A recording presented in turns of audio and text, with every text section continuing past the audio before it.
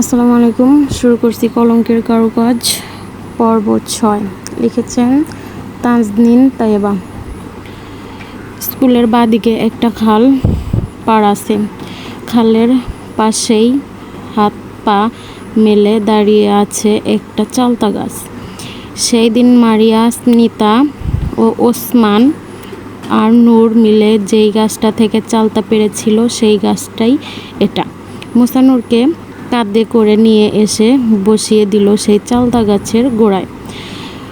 নূর কপাল কুঁচকালো, মনের ভেতর বিভিন্ন খারাপ ভাবনা উকিঝুঁকি দিচ্ছে তার। লোকটার সাথে তেমন পথ চলা নেই তাদের, এসেছে 6 মাস হলো। ফুপ্পি আম্মা পাগল, তাই তার সাথে আসা লোকটা আদৌ তো তার ছেলে কিনা তাও কনফার্ম নয়। লোকটার সাথে তেমন কথাও হয়নি তার।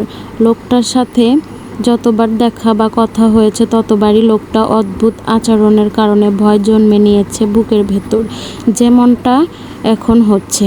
কোনো অঘটন ঘটে যাওয়ার আশঙ্কায় ধুকপুক করে উঠল মনের মাঝে। শুকনো ঢোক গিলে বলতে চাইল কিছু একটা, ঠোঁট নাড়বে। তন্মধ্যেই ভেসে এলো মুসার ভারী কণ্ঠ, চুপ বসে থাক এখানে। কথা বলেই হনহনিয়ে চলে গেল মুসা। নূর একাই বসে রইল সেই গাছের গোড়ায়। পায়ে ভীষণ ব্যথা, হাঁটার উপায় নেই, নয়তো এক্ষুনি চলে যেত এখান থেকে। এই লোকটার মতলব একদম ঠিক লাগছে না তার।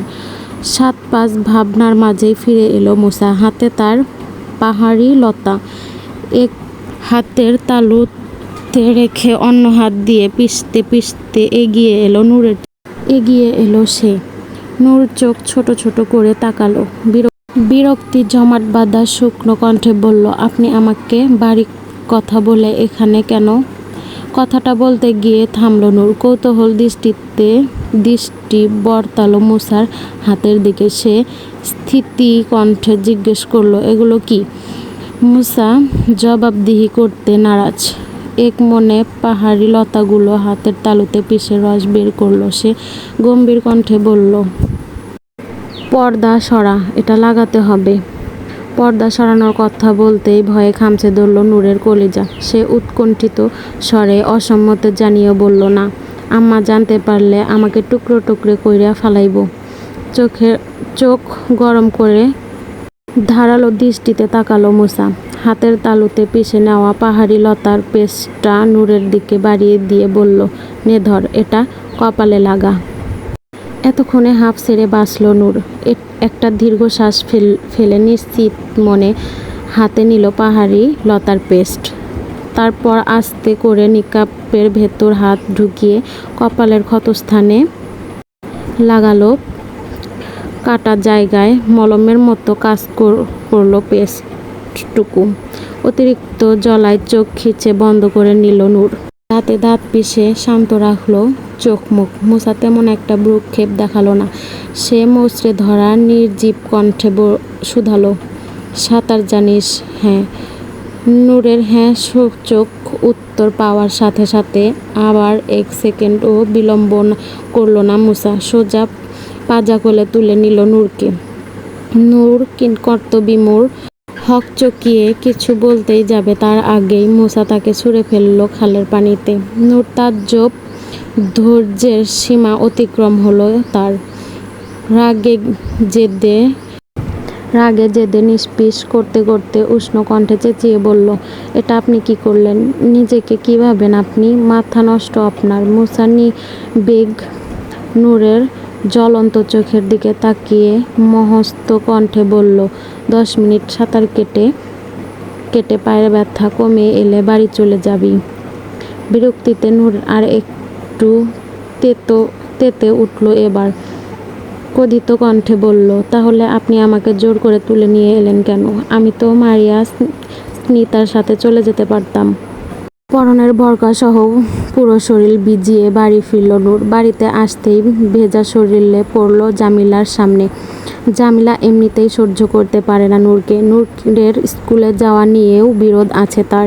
জামিলার ধারণা নূর স্কুলে গিয়ে নতুন করে কলঙ্ক রটাবে, প্রেম পীড়িতের চক্করে পড়ে নতুন করে চুলকানি মাখবে তাদের মুখে। এমনিতেও এই মেয়ের জন্মই হয়েছে তাদের অসম্মান আর নিচু করার জন্য।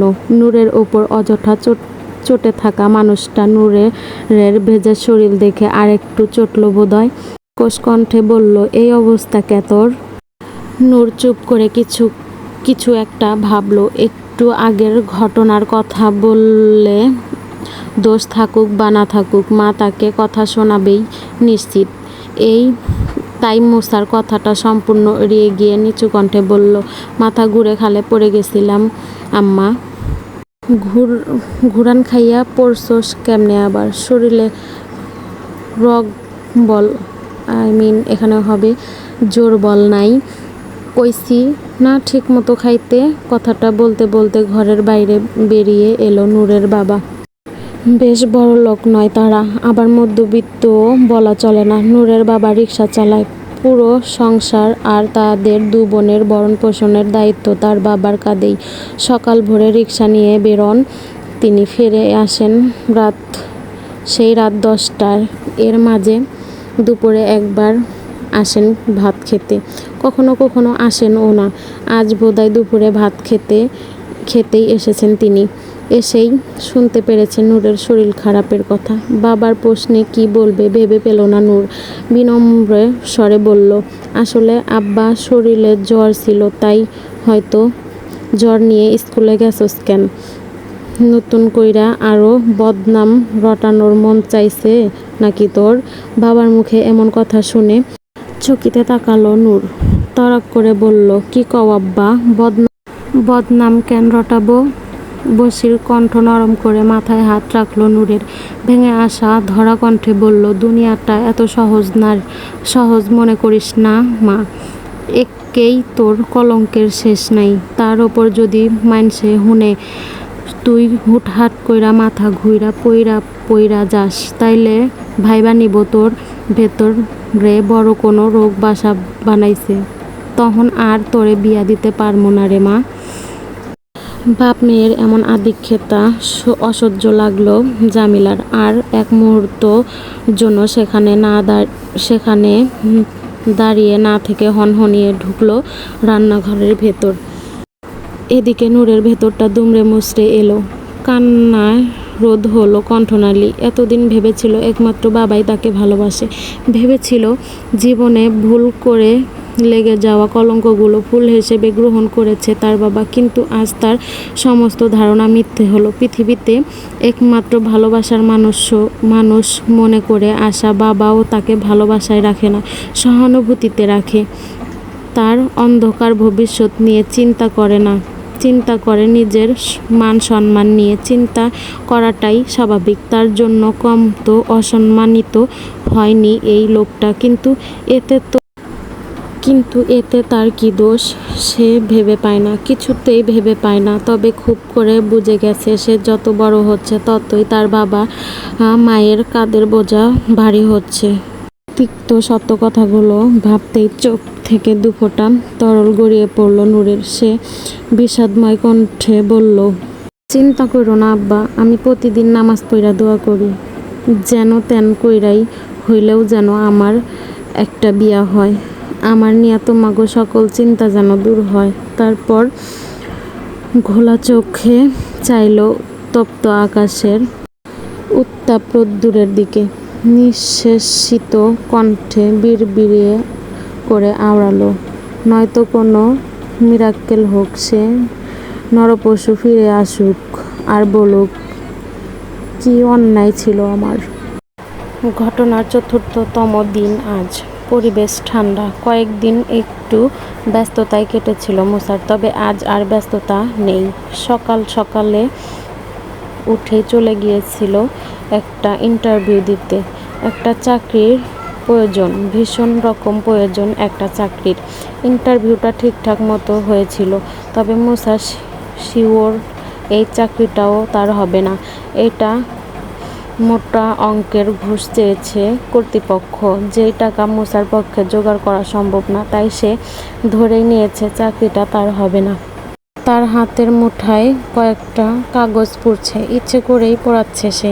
দাউ দাউ করে জ্বলছে থাকা আগুনের ফুলকির দিক তাকিয়ে আচমকাই কান্না করে দিল সে। তারপর কি মনে করে জানি চুপ হয়ে গেল, ঘাড় কাত করে অদ্ভুতভাবে। তার পরপরই আবার হেসে উঠল হো হো করে। হুট করে কাঁদে সে, আবার কখনো হাসে। কিন্তু কেন হাসে বা কেন কাঁদে এর যথাযথ কোনো কারণ নেই তার কাছে। তার ইচ্ছে হলে হাসে, ইচ্ছে হলে কাঁদে। তার হাসি কান্নার জন্য পর্যন্ত দুঃখ বা আনন্দের প্রয়োজন হয় না। কাগজগুলো দাউ দাউ করে পড়ার সঙ্গে সঙ্গে তার হাসির শব্দও বাড়ল কয়েক গুণ। এর মাঝেই পাশে এসে বসলো শামীম। মুসাকে এমন অদ্ভুতভাবে হাসতে দেখে জিজ্ঞেস করলো, হাসতেছেন কেন ভাই? মুসা আগুনের ফুলকির দিকে তাকিয়ে নিরেট কণ্ঠে উত্তর দিল, সুখে। মুসার দৃষ্টি অনুসরণ করে শামীমও তাকালো পুড়তে থাকা কাগজগুলোর দিকে। বিচলিত কণ্ঠে জিজ্ঞেস করলো, এগুলো কি পোড়াইতেছেন ভাই? স্বপ্ন, ছোট্ট শব্দে এবারও প্রত্যুত্তর করল মুসা। বিনিময়ে শামীম বিষণ্ণ কণ্ঠে বলল, স্বপ্ন কেউ পোড়ায় ভাই? স্বপ্ন তো রাখতে হয় বুকের ভেতর আগলাইয়া যত্ন কইরা। গরিবের বুকে স্বপ্ন থাকতে নাই, আমরা স্বপ্ন পোড়ানোর আগুনে ভাত রান্দা খাই। মুসার কথা শুনে দীর্ঘশ্বাস ছাড়ল শামীম। বিরাগী কণ্ঠে বলল, ঠিক কইছেন ভাই, আমাদের পেটের আগুন সব দখল কইরা রাখে, স্বপ্ন তো আর ভাত মিলে না। মুসা কি মনে করে হাসলো, মলিন কণ্ঠে বলল, আমার একটা চাকরি লাগবো শামীম, যে কোনো মূল্যে একটা চাকরি লাগবো। নতুন শার্ট প্যান্ট পইরা গলায় টাই ঝুলাইয়া আমি অফিসে যাবো। আমার আম্মা আমার জন্য দোয়া করব। আমার অফিস থেকে ফেরার অপেক্ষায় থাকবো। আমি আমার আম্মার মুখে হাসি আর খুশি দেখমু। এমন একটা দিন কবে আইব শামীম? শামীম হতাশায় ভরা কণ্ঠে প্রত্যুত্তরে বলল, চেষ্টা তো আর কম করেন নাই ভাই, ইন্টারভিউ তো মেলা দিছেন, একটাতেও তো হইল না। হইব শামীম, হইব। আমার আম্মা যখন কইছে আমার তো একটা চাকরি পাইতেই হইব। চাকরি না হইছে ভালোই হইছে ভাই, আগেরবার যেখানে ইন্টারভিউ দিছিলেন সেখানে খোঁজ নিছিলাম, আপনার বদলে অন্য একজনকে নিছিল। সেই লোকটাকে নাকি কেউ সেই অফিসেরই 2 হাত আর জিভ কেটে রেখে গিয়েছিল। শামীমের শঙ্কিত কণ্ঠে কথাগুলো নিতান্তই রসিকতা মনে হলো মুসার কাছে। তার ঠোঁটের নিচে ফুটে উঠল রহস্যময় বিকৃত এক হাসি। সে অদ্ভুত ভঙ্গিতে বলল, এইটা নিশ্চয়ই তার কর্মফল ছিল, নিশ্চয়ই ওই হাত দিয়ে ঘুষের টাকা আদান প্রদান করেছিল, নিশ্চয়ই ওই জিভ দিয়ে মিথ্যা কথা বলেছিল। মুসার অমন রহস্যময় কথায় তেমন একটা প্রতিক্রিয়া দেখালো না শামীম। প্রতিটি কথা সাধারণ ভেবে নিয়ে বলল, সে যাই হোক, তার জায়গায় যে আপনি ছিলেন না এই তো বেশি। কিন্তু তার জায়গায় আমি থাকলে আমার তো একটা চাকরি হতো শামীম। মুসার কথায় শামীম হেসে উড়িয়ে দিয়ে বলল, চাকরি দিয়া কি করবেন ভাই? আপনার তো আর বউ নাই। বউ শব্দটা শুনতেই কয়েক সেকেন্ডের জন্য নিঃশ্বাস বন্ধ হয়ে এলো মিসার। ডিম ডিম শব্দ করলো হৃদযন্ত্রটা। আনমনে বুকে হাত রাখলো মুসা। বিড়বিড়ে আওড়াইলো, বউ নাই? হ্যাঁ, বউ নাই। পরপরই ভেতরটা ছিঁড়ে খুঁড়ে বের হলো কয়েকটা অগোছালো শব্দ, আছে আছে, একটা ইঁদুরের বাচ্চার মতো বউ আছে আমার, কিন্তু পৃথিবীর কোন কোণে আছে তা জানা নাই। হয়তো নতুন কইরা বিয়া হইয়া গেছে, নয়তো বাচ্চার মা হইয়া গেছে, হইতেই পারে। তাতে আমার কি? তার তো নামও মনে নাই আমার।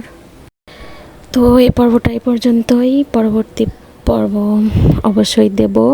তার আগে একটু লাইক কমেন্ট সাবস্ক্রাইব করে দিও। ধন্যবাদ সবাইকে।